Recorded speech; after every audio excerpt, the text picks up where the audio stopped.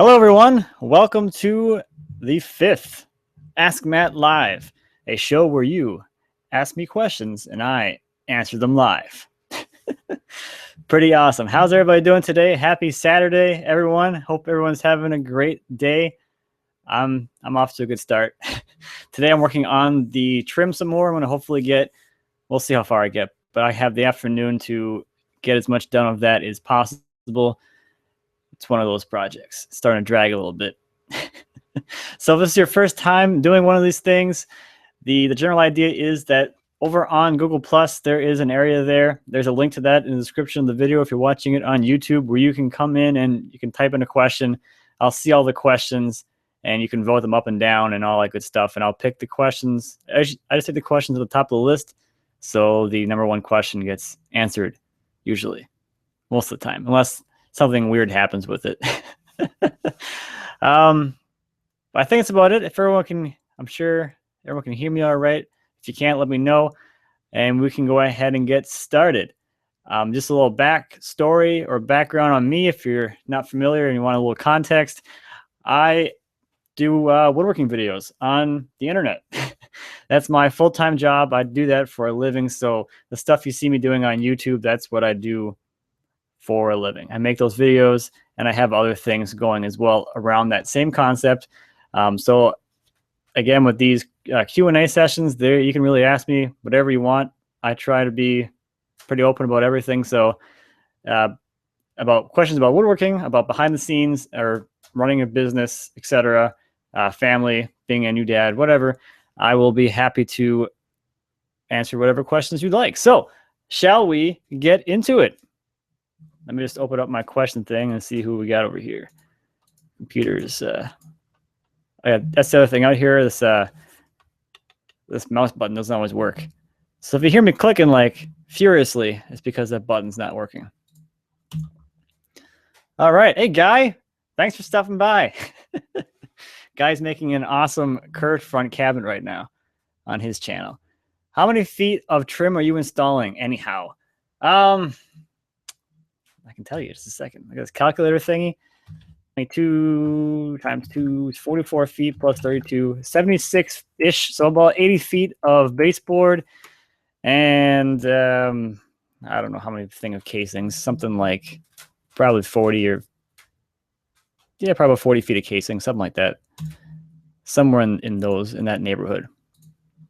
So certainly not a whole lot, like a lot, but it's my first real time doing it, so it's been interesting, and I'm trying to make it. I guess I'm trying to bring my own furniture making style into it, so it's its own piece of furniture and not just trim or whatever. So that's part of it too. Question from AM. What's up? What is your next really big project? Like the secretary. I reckon that is still the most epic woodworking project on YouTube. Well, thank you. I appreciate that. I don't know if I can do anything that ridiculous anytime soon. I mean, I guess I don't shy away from large projects. I think most of my projects are a little on the larger side anyway. Like the flooring project, that was a floor, but it was still pretty big. The next big project is going to be the farmhouse table, which I started last fall. The lumber for that's been drying inside the basement over the winter, so that's ready to go. That's going to be physically, unless you count the floor, it's physically going to be the biggest thing I've ever made. It's going to be a 10-foot dining table out of white oak. The base is going to be all of 16-quarter, 4-inch thick stock, and the top is starting at 12-quarter, 3-inch thick stock. I'm not sure how much material is going to be removed by the time it gets all flattened out, but the top will probably be at least 2 inches thick, probably 2 1/4, somewhere in there. So it's going to be a really, really heavy table, 10 feet long, and somewhere in the, I think it's going to be like 40 inches wide. I think it's what's going to end up being. The top width is constrained by the two slabs I have for it. One is like 22 inches wide, and the other is 18 inches wide, something like that. So something like that. But that's going to be a really big project. And the other one I have floating in the back of my mind that I'm still kind of going back and forth in my mind about is building the bandsaw mill. That will be another ridiculously large project because, you know, it's going to be a big project. Because I'm not going to make a small one. I'm going to make a big one. I figured if you're gonna make it, you might as well make it big, because it takes the same amount of time to make a big one as a small one. And if you're going to do it, you might as well do it and be able to cut some really, really big stuff. So that's the other thing in the back of my mind at this point, but we shall see what happens with that. I would love to do it, but we'll see.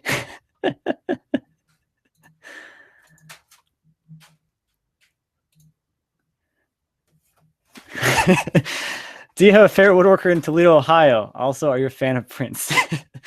There's this guy that I just found out in Toledo. I think his name is Sean Wisniewski. Is that right? And of course, you, David. You guys are both out there. Some of my favorite guys out there. Am I a fan of Prince? I guess I'm not because I don't like him, but because I was never really exposed to that too much.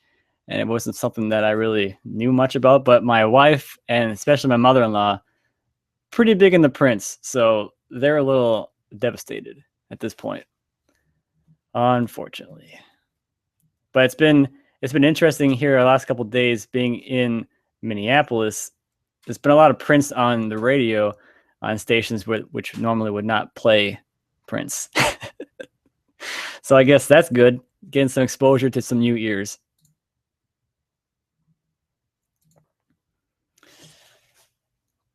Do I have a favorite manufacturer in woodworking tools? Not particularly. I think for me, when I'm looking for tools, I try and find the tool that is the best in that area, or the best I'm trying to look for, whatever my constraints are. So I'm not really like brand loyal in a sense. I have brands I'll go to first to look and see what they have in that area and kind of go from there. But when I want to buy a tool, I go through and look at the tools, and I pick which one out of that category is going to be the best. So it doesn't matter what the brand it ends up being. I just go for the best tool, because one brand probably does not have the best of every tool, or the best one for you of every tool. So going to the brand and buying that tool, it might not be the best solution. The best solution is probably just to take your time and do some research and pick the tool from whatever brand ends up being the best one for you, whether that be the quality or based on cost, etc. So at least that's for me. I'm not really super brand loyal at this point.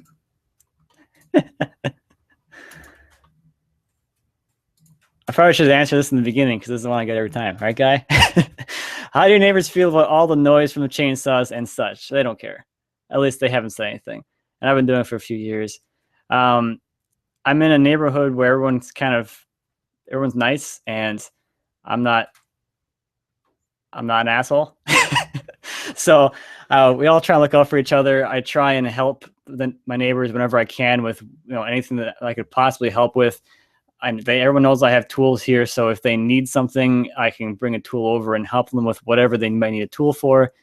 It's really a communal community, I guess. So we all look out for each other, and most of the time, when someone new moves into the area and they hear for the first time, or they heard it but they didn't know what it was, and then like at the block party, someone's talking about it, and people get really excited about this whole idea that there's this guy in our neighborhood that just takes trees and makes lumber out of them, and then makes really awesome stuff, because they can pull up my portfolio and be like, oh, look at all this cool stuff he made from these trees that were, wherever. So it's actually kind of cool. I think people really enjoy it. And not always, but a few times, if I'm out there doing something, someone will walk by and just see what I'm doing.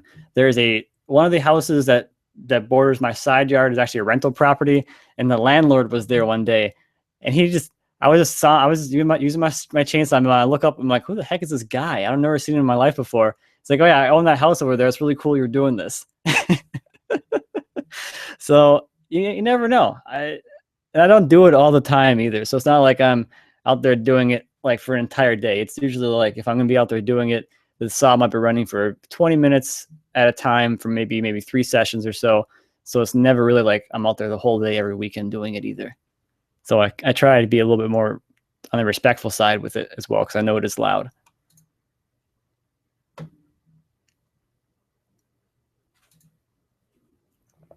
Hey, Dave. Oh, almost spilled my coffee, or actually my tea. My tea in my coffee mug. Any plans for end tables matching the coffee table you did a while back? Yeah, I have to do those. My wife's been asking for those because the sofa table and the TV stand and that coffee table, which we don't have, that was a gift, is all part of a set or a set. So we have the TV stand and the sofa table in the flooring room right now, and my wife wants a couple of end tables to match that that style for that room. So that'll also probably be a quickish project because it's not going to be as complicated, I don't think, as the coffee table or the sofa table, because I don't think I would put a drawer in those. I would just have it be a double shelf, just like the coffee table, but without the drawer and the dividers in the middle. So it should go a little bit faster. Plus, they're smaller.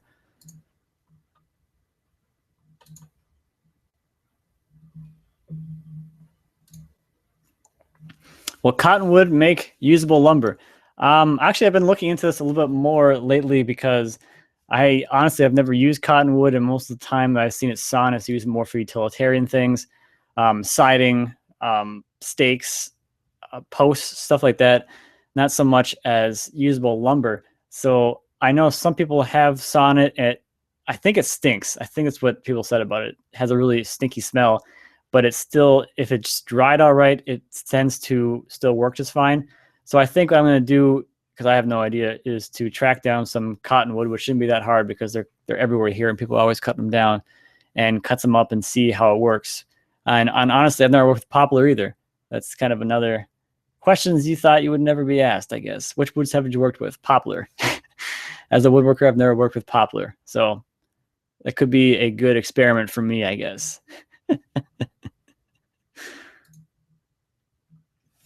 All right. Hi, Matt. I'm a 17-year-old in the UK. I'd like to set up my own business making furniture after I have studied at university. Any tips? Are you studying business at university? I would highly encourage that, because I think a lot of times people starting businesses, and I think why a lot of businesses fail, is that the people that go into it don't really understand business. They don't understand the business side of the business that they're running. They understand how to make the thing that they're making or to sell the service that they're selling, but they don't know how to actually run the business to make it a profitable entity. And for it to be successful, it needs to turn a profit. So if you aren't going to be studying business in university, I highly recommend maybe even taking some business classes while you're there if they offer them.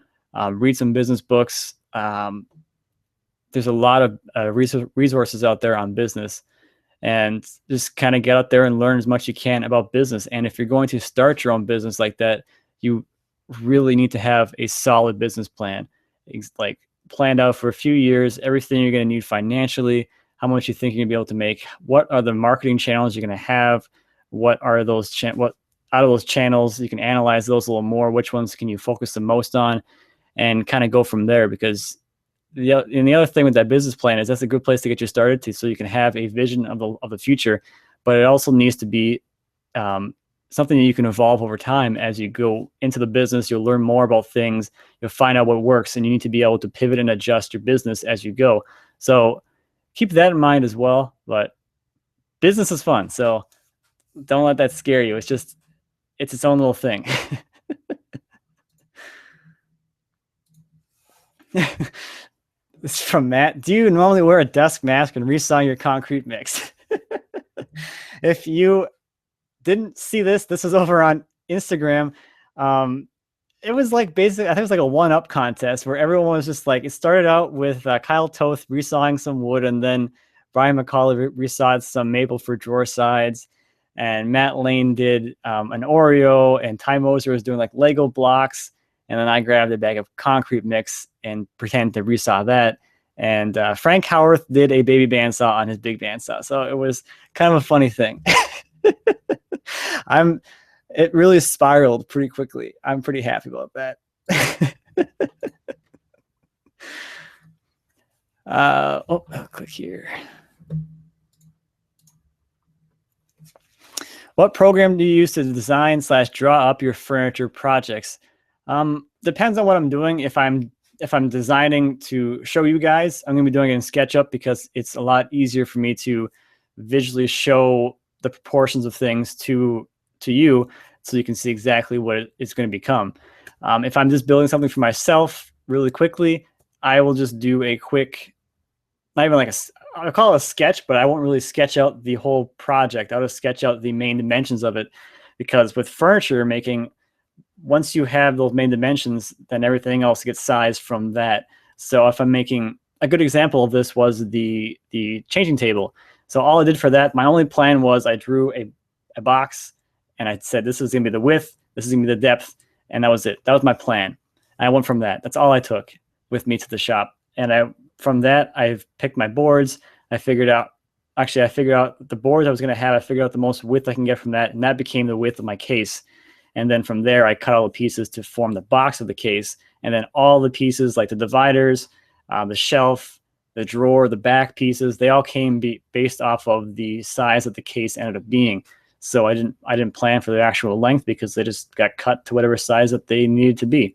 And I knew in my head that I wanted a shelf and 2 dividers and a base or whatever. So it's I prefer doing it that way. It's because I find it a lot more freeing, because when I'm in the shop and I'm using my boards, I'm picking my lumber, I like to kind of work with the wood and the wood kind of dictates to me the size of the project most of the time. So that allows me to stay flexible, because if I do it all in SketchUp and I have all these set dimensions, it's still possible to pivot as you go, but it's a little less flexible. That's all. Do you have a project or idea you never started because you think it is too difficult or complex? At this point, I do not. The secretary was in that category before I started it. Before I started, I had wanted to build it maybe like 1.5 to 2 years before I actually started it. And I knew that it was well above my head, like way above my head. But I eventually, I'm like, I'm just going to finally go for it and start it. And I did. I just started it. It was a lot of work. I learned a ton. It was honestly, it was a learning project for me. It's not like the best thing ever. There's a lot of flaws in it. But that's fine with me, because I knew that it was more of the journey with that project more than anything. And I learned a lot from it. And the thing I learned the most is that just because I think it's challenging, it might be difficult, that shouldn't stop me from actually starting a project and trying it and learning. So I guess the answer to your question is not right now. Nothing really scares me at this point.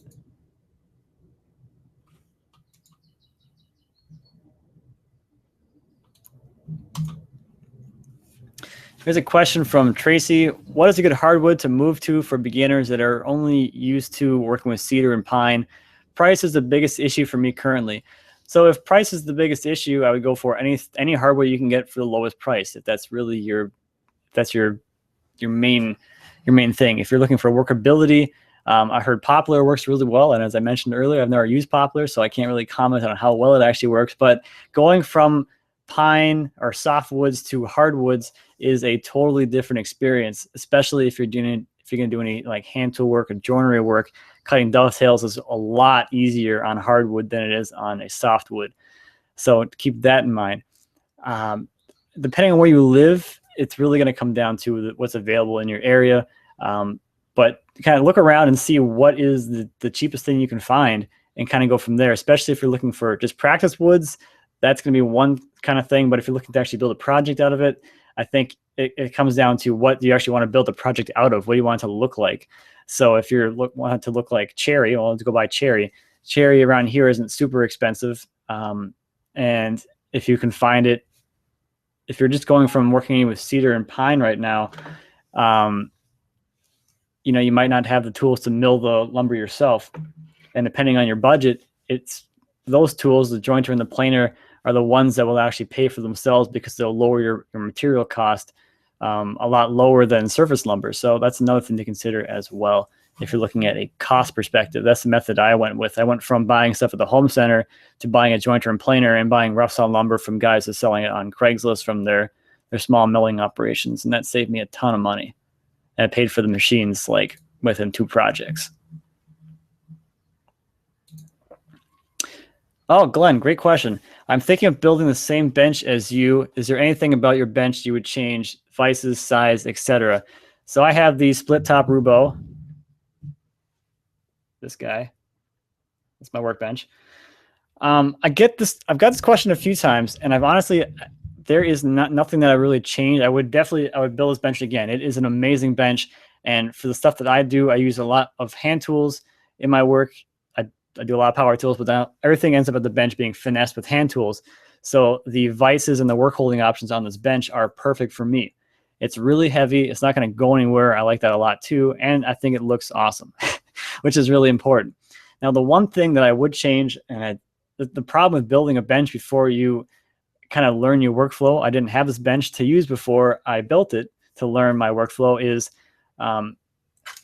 over here on the end. Move this microphone out of the way. It's still in the way, huh? There. So if I turn, hope you guys can still hear me. So when I do my dovetailing, I sit here and I work here and chisel here. So ideally, I wish this side of the bench extended past the legs, like even 6 inches further, because I work a lot on this end of the bench, and it would be really nice to have a little more space on this side. But other than that, I wouldn't really change anything. If I had a bigger shop, I would make it longer. That's another thing. But more than anything design based, I would make the overhang on this side like as long as that side. That side, it's asymmetrical based on the overhangs. That side's like 1.5 feet, or yeah, I think it's 1.5 feet off the end. This is like 1 foot. So I make them symmetrical, personally. But that's a great question. If you haven't tried one of these before, if there's anyone in your area, you can go out and try one. They're pretty incredible, and it's a sizable investment both in money and time, but it's definitely worth it. And I don't think I'll ever have to build another bench unless this one ends up in a fire.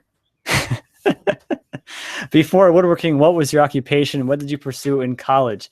Before doing this for a living, I did software designs and operations management at a software startup company. We did healthcare records for chiropractors. What I pursue in college, I have a bachelor's of science degree in business with a focus in finance and a minor in information systems. So I went to school for business, computer business, I guess. When setting up a workshop, and I am sorry, Bob. I am setting up a workshop, and I was wondering what first machines I should get: bandsaw, planer, jointer, etc. When you're looking at buying tools, I think the better way to go about it is to figure out what sort of things you want to make and kind of go from there, and what your budget is too. That's kind of an important one as well. I personally am more focused or centered around my table saw for a lot of my joinery. It's a very versatile tool. A lot of my joinery gets cut on there, or at least initially cut on there. So for me, my first power tool was actually a miter saw, and I did a lot on the miter saw. Miter saw and a router is what I had when I started, and I got a lot of stuff done with that. And then I added a table saw to that, and I kind of took over some of the miter saw stuff. So that was kind of cool because I had table saw. I could finally rip boards. Before that, I couldn't rip boards to width. So everything had to be within the sizes that were available, surface at the home center.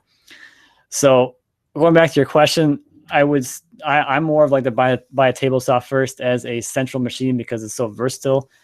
Unless you have a large enough budget where you can buy a few tools at once, definitely start there. If you want to get into working with hardwoods, the jointer and planer, as I mentioned, are the one tools that will pay for themselves very quickly, very, very quickly. If you're just going from buying stuff from like a surface stuff from the home center to being able to buy rough sawn lumber from a lumber yard, or even better, from a small seller locally, that's even cheaper. So just being able to go to rough lumber, however, whatever path you go, is going to lower your cost of materials and have more money for tools. People ask, they don't ask a whole lot, but how do I have this shop and how do I afford it? Well, I had a set budget of money that I would put into woodworking, and if I can get my material cost to this, then all that money can go back into the shop as tools. So I went and I lowered my material cost as much as possible, and my milling machines are the way that I got everything else in here. That was a little bit of a rant or tangent, I guess. Tea time. My mouse isn't working. Come on. Clicky, clicky. There we go. From Lloyd, how do you sharpen your chainsaw chains? I'll grab it.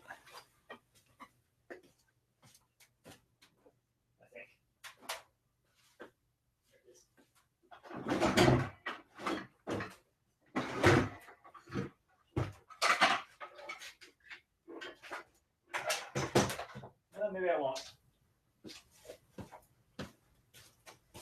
It's kind of stuck back there. Anyway, it is the Harbor Freight chainsaw chain grinder. It works really well. It's really quick. I switched to using that from using a file, which I can still do, but the grinder is just a little quicker and this a little easier. But before that, I did it with a file, which was fine. It just takes a little longer, and you have to be a little more precise with your motions as a person. But it's very possible to still sharpen with a file. I still do that from time to time. Come on, mouse. Clicky, clicky. There we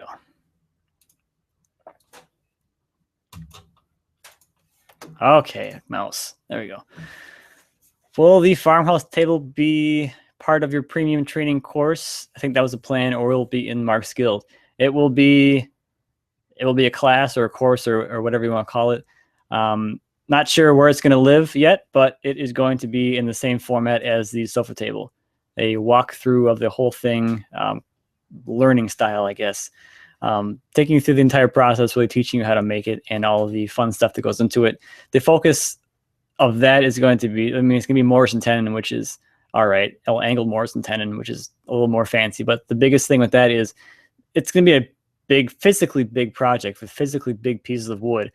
And a lot of it's going to be, how do you deal with those big pieces of wood? How do you manage them?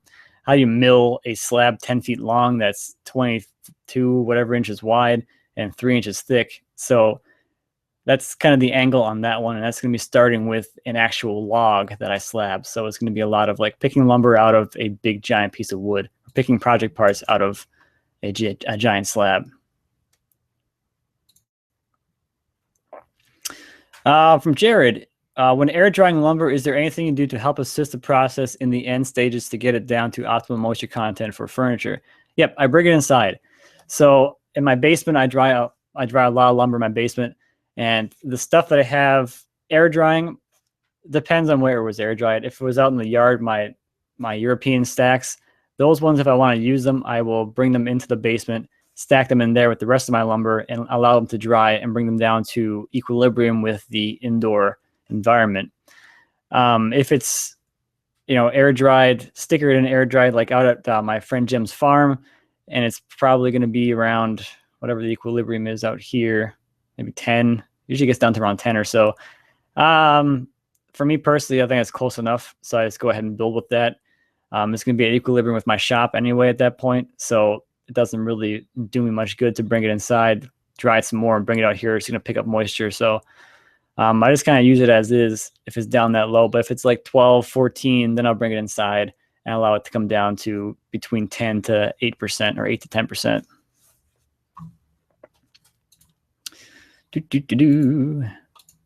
Come on, mouse. All right, it's from Benjamin. How much do you pay your friend Jim per tree you cut down? I do not pay him per tree. The deal we have, or the arrangement we have, is that we do it together. So we cut the trees, we mill the trees, and then I sell the lumber. I take care of all of the sales of all of the stuff we actually make, and then I pay him half of the revenue of that.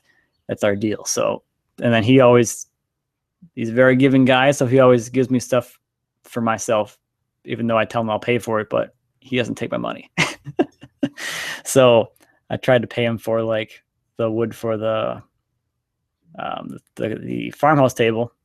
It was just a junk log he brought me, so I still try and pay him though. I pay for the milling as well.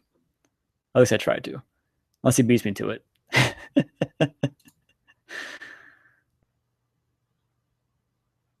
Thank you, Michael. I feel a lot better now. This was kind of a really screwed up week for me. Both my son and myself both had the stomach flu starting Monday evening or like late Monday night, all through the night into Tuesday morning. And that was just, I felt terrible on Tuesday. I got nothing done on Tuesday. So yeah, it's been interesting.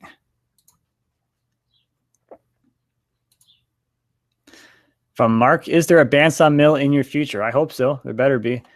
Whether or not I build one this year is still up in the air. I talked about that earlier. I always forget what's going on. Great question. All right. Question from Clayton. Hey, Matt, love your show. Thank you. What is the smallest stemmer log you would mill? Probably 10, 12 inches maybe. When you get smaller than that, it's just not worth my time. That's really what it comes down to. You can mill sticks and twigs if you want, but that's, whatever you want to do. Personally, I don't think it's worth my time to make tiny little lumber like that. It's just too much work for too little return. So I usually stop around 10 to 12, somewhere in there.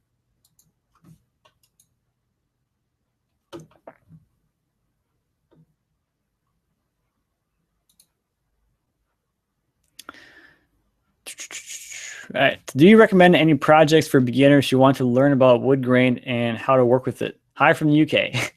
Hi from the US. Good projects for beginners who want to learn about wood grain. Anything really. If you're just wanting to learn about wood grain, just work with wood. There is nothing like any particular project really, because with working with different wood grains and trying to incorporate a little more of the life of the wood into the project, that's more of what you can do as a woodworker. And it doesn't really matter on the project or the scale of that project. You can incorporate your feeling of the grain however you feel it needs to look into any project. That being said, a really easy way to get into that whole looking at the way that the grain flows is to make something with a curve in it, because then you can really see, like, if I have a piece of wood that already has a curving grain in it, and I can get that curved grain to follow the curve I'm trying to put into that project part, that's going to give you a pretty good appreciation of how it's going to look. Because if you took that same project part and you cut it out of straight grain, so you have short grain all the way up both sides, and then you compare that to one that has the grain that actually curves the whole length there's going to be no comparison, and you're going to be hooked. So that's one way. The other way is to make something where you can pay attention to grain continuity, and it's really clear that the grain continuity is there. So if you do anything with a miter in it, if you miter a case, for instance, so the grain flows up the side, over the top, and then back down, that's another way to really get into that, because you can really appreciate the look you get from that grain flowing over the whole piece. Or even making a box, if you can get the grain to flow continuously around the box, that's going to give you another appreciation for grain flow. And it's just going to give you a little more appreciation to the detail you can put into your work when you start paying attention to the grain and working with it.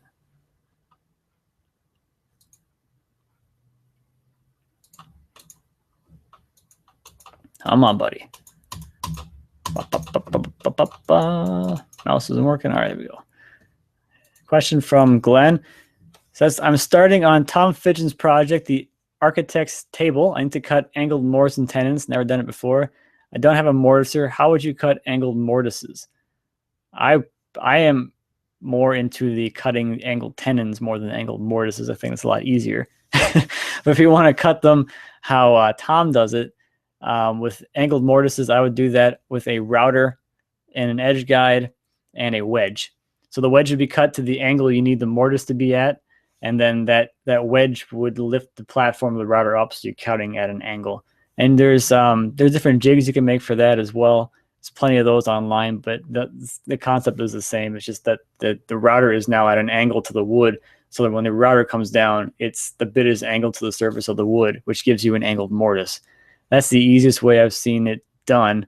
You can do on the mortise or the same concept with an angled block, same concept. But unless you want to chop them up by hand, which you could do, and you can do them on the drill press, just angle the table and drill the holes and then chop it out. That's another way to do it. But I think it's a lot easier, in my opinion, to do angled tenons than angled mortises.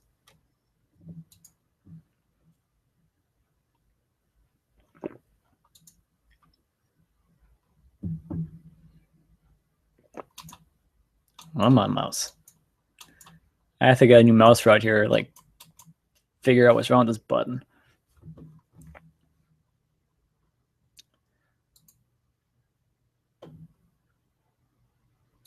Come on, buddy. Click the button. All right, there we go. Finally. All right, from Jim, what do you use to wire your mic into your computer? This is a USB mic, so it just goes right into the USB port. But as simple as it gets. This is the Blue Yeti on a stand with a pop filter and a isolation mount thingy. Come on, buddy. There we go. Hey, a mouse worked that time. That's weird.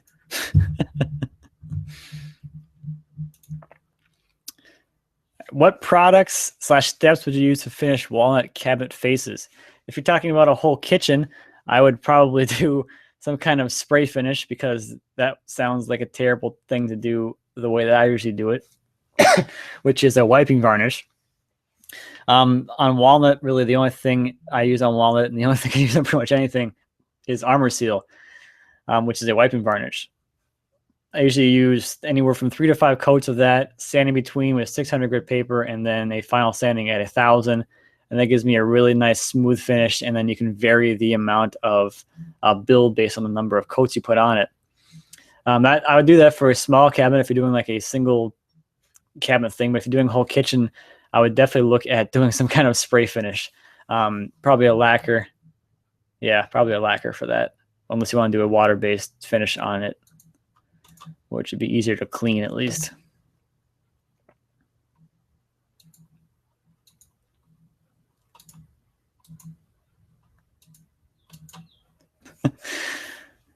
From Michael, regarding your bench again, I'm looking into various sources for massive board feet required. What would be your best suggestion for this? You? I should probably start putting together like bench kits. Start cutting them now. Cut some like single slab bench tops for these things. It depends on your area, Mike. I forget where you live, but if you have any small sawmills nearby, a great way to save the money, if you want to save the money or if you're just looking to source it in general, if just a lumber yard is going to have it regardless. But if you can source it locally, you can find a small mill and dry it yourself. That's going to be a huge cost saving advantage for you. If you can dry it yourself, that gets your material cost down maybe like $1 or $2 a board foot. So the lumber for the bench, it's going to be about $200 or so. That's going to help you there. I don't have whole bench kits at this point, or enough wood to supply anybody at this point with enough wood to make a whole bench. Maybe in a few years when it dries, but that's the thing about the bench materials. It takes a little bit to dry. And I don't have any 8-quarter cut yet for benches. But I think it'd be cool to someday be able to offer like 5-inch thick by a foot wide single slab workbench kits. That'd be kind of fun.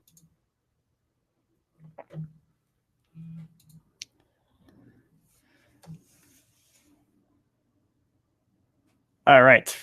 Hi, Matt. I'm planning to make an end grain chopping board. What's the best wood to use? I mean, I have a whole bunch of them behind me. Here's one that I did.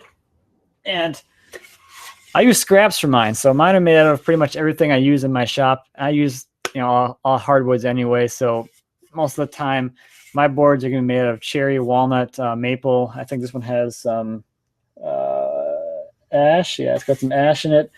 And some... it has some white oak somewhere. Yep. And there's some white oak down here. So I use all kinds of stuff. I know some people don't like to use red oak because it's so porous. There's debate about that. But basically, any hardwoods, I think, in my opinion, are good enough for a cutting board. You probably don't want to go super soft on the soft side of the hardwoods. But anything on the decent hardness scale will be plenty wearable for a cutting board.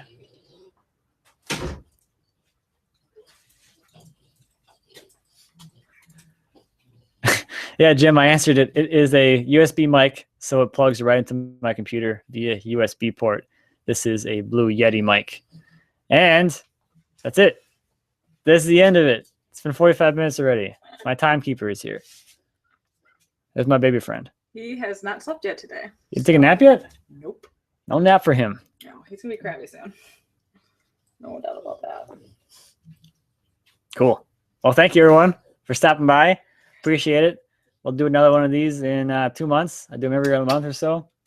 Appreciate you all stopping by, asking questions, hanging out with me. It's been fun. What are you guys doing? He's dancing. Don't worry about it.